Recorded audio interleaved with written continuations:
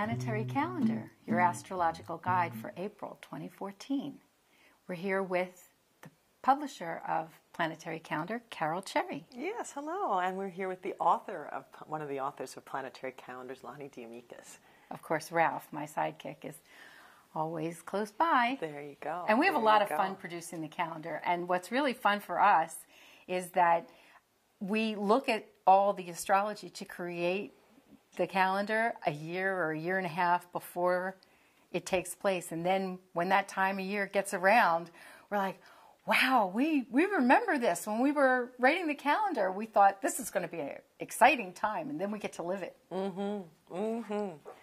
So we're starting this series in Aries, when the sun is in Aries here, and that's very appropriate. Definitely. Being the first sign of the zodiac. Exactly. And we start this month with an awful lot of Aries energy, as we are coming off of the new moon that happened on March 30th, where we had the sun and the moon and Uranus and Juno all conjunct in Aries, squaring Pluto and Jupiter and loosely opposing Mars in Libra retrograde, which is far too technical. It is. It's like a whole different language. But what you really need to understand is the Aries energy is that of a new beginning. It's bright. It's when spring occurs, and so new life, new energy springs forth. People are more active. People get big ideas and they start projects, and they could be a little headstrong. They could be a little, leap before they look kind of energy as well. But, it's an exciting time, and it definitely heralds the start of a new period. It's true. Adventurous Aries says, I am. And I have often said that springtime is when our true nature emerges. And this is kind of why. It's because Aries time is when we want to be who we want to be and do what we want to do and get our things done. We have to be careful not to be too headstrong, and not to leap before we look. But it's a wonderful time to get things started and make changes in ourselves and our lives, start new projects. We're also in the middle of Lent, and that is another great time for us to, give up things that don't work well for us as we allow our true nature to emerge without the negative things that we don't need. So again, the idea of new beginnings. Exactly. And the month starts with a white circle day on our calendar, and circle days are terrific days to start new things. The energies are working very well together. People generally feel pretty good, and you don't have as many impediments in your way. There are other dates on the calendar that maybe don't have a white circle day. That would be a fine day to start something as well. But you have to look for little hidden impediments that might keep you from being able to get the best result from starting that project. And that would be more related to which planets might be involved in either your pursuit or in what is not well aspected on the day. But on a white circle day, generally everybody's playing well together. They're all sharing. Nobody's really running with scissors. So, it's kind of a good day to have the support of all the energies around instead of something dragging you down. It's true. And, with the sun and moon, the moon kind of shows us what our emotional perspective is going to be. The sun is the self. With both of those things in Aries, we're really kind of self-focused. We also have Uranus in Aries, which has been for some time, and it's trying to help us make personal changes. And so on the first of the month, the sun, the self, is exactly next to, conjunct, Uranus. And so that wanting to be new, that wanting to reinvent ourselves perhaps, or more likely return to who we plan to be when we arrive, which is a theme that we're seeing through the year, is returning to our original personal mission, and why we came to Earth. And so it's a good day. People are feeling good. I don't think people are going to be doing too much of the April Fool's jokes. They're going to be paying too much attention to getting their own projects going. But, they could be wacky. I mean, that Uranus energy can be quite surprising. So we might find some good Well, and April Fool's Uranus jokes. Is the innovator, so it's a good thing to support a new idea or starting a new idea. Uranus is also very connected to the internet, which is a common part of all of our lives these days.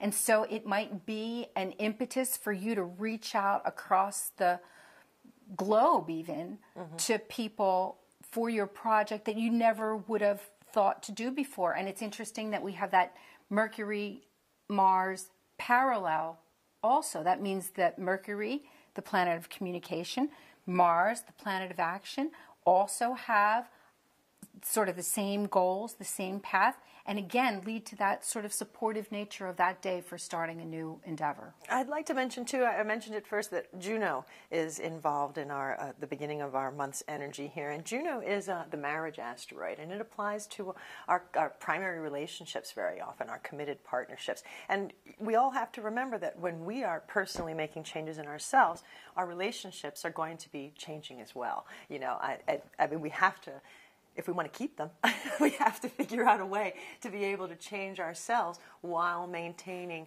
the comfort in the relationship. And so that's either bringing our partner on board or allowing more time, a little bit more freedom between the two so that each can get to do their own thing a little bit. It's important to not count on that partner as, you know, someone who's going to do something to make your change happen, you know, as well, because if you want to say that, they're going to say that to you too.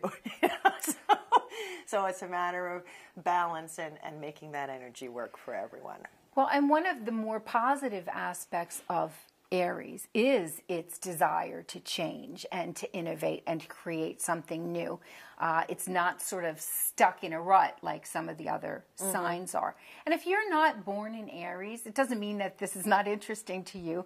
You know an Aries, or you have an Aries in your family, or you encounter Aries out there in the world every day. It gives you a way to have a better understanding of what their primary motivation is. And I bet if we looked into your chart on a personal level, we'd find some Aries lurking in there anyway. And sometimes people who feel like they're stuck need to find that Aries energy in their chart and activate whatever planet or house is involved with Aries in their personal chart so that they can take advantage of some of this Aries energy. The Aries energy is very strong right now as well. Mars is the ruler for Aries, and it's at closest approach on April 8th. It's also retrograde in Libra, which is a difficult sign for Mars. Mars is kind of the planet of me in the sign of we, which is Libra. And now it's retrograde even. So those actions that we want to move forward, you know, our energy is sort of internalized and a little bit backwards and a little uncomfortable. And yet we still have that Sun and Uranus conjunct in Aries trying to make the change. So hopefully we'll be able to use that Mars retrograde energy to further work on our internal changes that will help us make the personal changes that we have been trying to make since the new age of Aquarius has begun, which, you know, has been driving us all through last year to make big changes in our lives and adjustments and things. And that energy is really continuing so much this year as well, especially with Pluto, the planet of disruption, squaring Uranus, the planet of change and liberation. And so they're crashing into one another, insisting that we change, which can be wonderful, very exciting, lots of fun, lots of new, let's go and do something new, but it can also be unsettling as the things that we've relied upon and our basic habits and our way of being is being asked to change, and we're coming out of our comfort zone. I'm glad you mentioned Mars retrograde, because people are all agog about Mercury retrograde all the time, but Mars actually goes retrograde least of any of the planets, and people often have a harder time understanding what to do when Mars is retrograde. So now with the Sun in Aries, which is ruled by Mars, it's a good way to kind of put the brakes on and make sure you do dot those I's and cross those T's and really think things through a little bit. And it actually will make it easier for you to do that, because normally just when the Sun and a lot of energy is in Aries, you'd be very kind of impulsive. But because that Mars energy is retrograde, you'll be able to kind of internalize that a little bit so that you can really sort of protect yourself from going out on a limb too far. Mm-hmm. You know, retrograde has been a big theme for the year so far. All of January we had Venus retrograde, asking us to review how we care for ourselves and our relationships, and that love and money energy sort of internalizes. We're thinking about it. Then through February we had Mercury retrograde, which had us reviewing the things that have happened for the prior 3 months and being able to catch up, frankly, on a lot of stuff that had gone by the wayside. As soon as March started, on the 2nd, Saturn went retrograde. And so that's encouraging us to review our foundation, our structure, perhaps our business ventures and our masculine issues as well. And now, of course, we have Mars retrograde as well. So the theme of looking back, reviewing, taking the time to fully digest what has happened, to pick up lost opportunities, to get back to stuff that you thought was taken care of or what have you, it's so important that we really use this retrograde energy very well this time because it's all leading up to our eclipses. And our eclipses happen twice a year. We're going to have 2 eclipses this month in April, and we're going to have 2 eclipses later on in the year in October. And it's the October eclipse that I really have my eye on because that's kind of going to be the culmination of a lot of the retrograde and a lot of the work that we put into. But this April eclipse it's going to start us off. And oftentimes people say that when the eclipses happen, that's when the universe speaks. And surprises can happen, and it can be a very intense time. And it's important to remember that, first of all, drive carefully. Definitely drive carefully during eclipse time. And it's important to remember that everybody is affected by these sorts of things. So the people that you might work with or your customers or anybody, will be dealing with the intense energy of the eclipse, and that can cause us some problems. So we've got a box day. You can see a black box day on the 14th. I was just going to say, that's why we put a great big old reminder on that for you so that you know exactly that black box means that's the day that you want to be careful. I'm happy that there aren't too many black box days in the month of April, but that one's a biggie. And the second eclipse on the 28th is also a box day. And that's very often the case because the energy is unpredictable. You don't want to start something new on a black box day because people are distracted. People have their own surprises coming on. But it's a great day to finish up old things. It's a great day to go back and pick up something, hang out in your house, get some work done. Hopefully not in bed with the covers over your head. But there's work to be done there as well. It's interesting, too. We're talking about the retrogrades, and we can see that on the 14th, Pluto goes retrograde. Pluto is the planet of desires and our innermost desires. It's often characterized by the phoenix, that mythical bird that burns itself up and is reborn from its own ashes. So it's a very transformative time. It's a very important planet and a very important energy that can be difficult. I mean, it's hard to kind of face the shadow side of our lives and look at our deepest needs. But because Pluto is squaring, like I say, squaring that Uranus, and they crash into one another, that change, this is going to be another big step in the ladder as far as personal change and getting ourselves more closely to who we need to be, who we want to be, and why we came to Earth, the person we plan to be. So it's a very, very important time. This might be a good time to mention what exactly the eclipse is. So the eclipse happens when we're at the full moon and the sun and the moon are opposite with the Earth in between, or it happens when the sun and the moon are conjunct. And because it is the self and the emotions, it gives us challenges. It either gives us a new perspective on, seeing our emotional nature from afar, or it kind of mixes our emotional nature so tightly in with our self that we can't really get a good perspective on it. But it's either the new moon or the full moon is the time of the eclipse. While you're explaining, we should also perhaps mention that retrograde motion, it's probably the single most common question that I get as an astrologer is, what does retrograde motion mean? And what it means is if you were looking at the planet through a telescope, it would appear to be traveling backwards. Now, it's not traveling backwards. I mean, certainly we're not suggesting that the planet is actually stopping and changing directions. More likely it has turned the corner of the orbit. And so it just appears to be traveling a different direction because it's on the other side of the turn, as it were. And it happens to every planet, and they always is internalizing the energy, no matter which planet it is. Right. We also have tax day coming up on the 15th. If you have not done your taxes, if you've been waiting to the last minute, you might just want to file an extension this year rather than rush and try to get it done with that eclipse energy. Eclipse energy, you know, is strongest on the 14th, but you can also feel it a day or two before or after. So rather than tear your hair out, just do an extension. Right. If you've got them done by the 1st, you're golden. You're good. But Otherwise, not by then, you might file that go extension. for the extension. That's a great idea. Yes, indeed. We also have Earth Day, Easter, Administrative Assistance Day, Palm Sunday. We have a lot of things going on at this time of year anyhow. I have to say, Carole, your desire to be all-inclusive, Carole, you really contribute all those holidays that I've never heard of, and I think that people really appreciate having all that extra information. Well, and the reason I do it is because we have started the Age of Aquarius, and the message of the Age of Aquarius is that we are all divinely connected.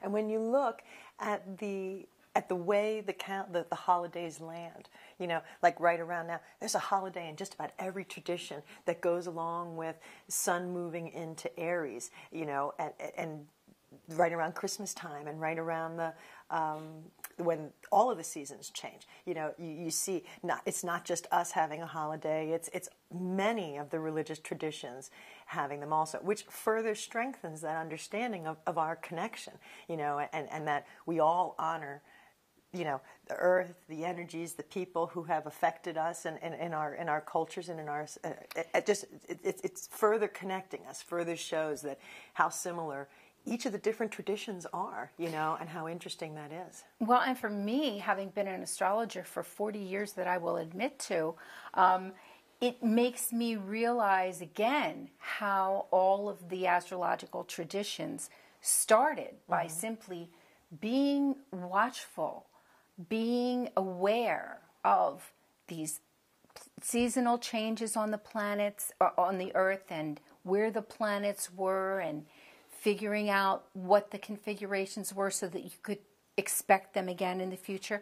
And every tradition of people living on the planet have formed their own systems or their own ideas about how to figure out this information to better support them. You were talking about planting. I mean, this is one of the basic uses for knowing where the planets are located.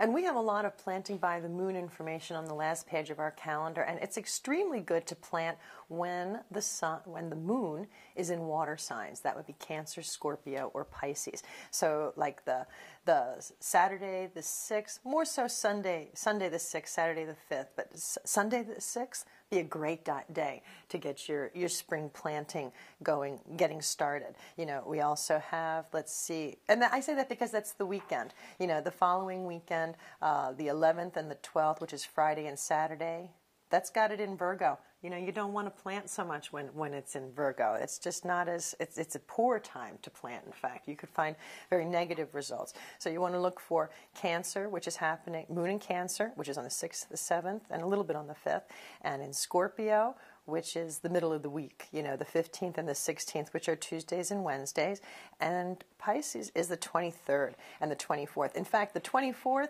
is a circle day, so if planting is a part of your business and a part of something that you're hoping to, you know, profit from or have long-term goals, the 24th is probably the best day this month to start planting, even though it's a Thursday, so it may not be as easy as the weekend.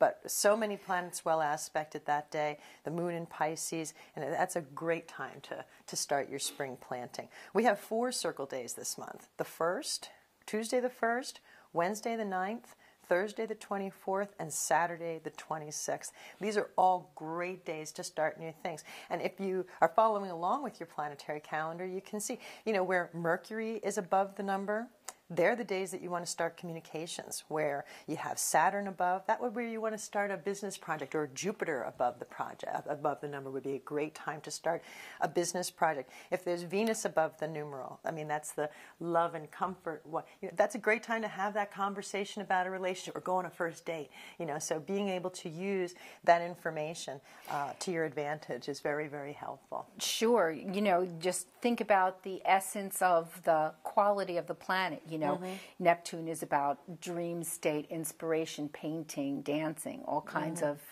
you know, so you can really get to know the calendar and get to know the signs and really use it to support what you want to do.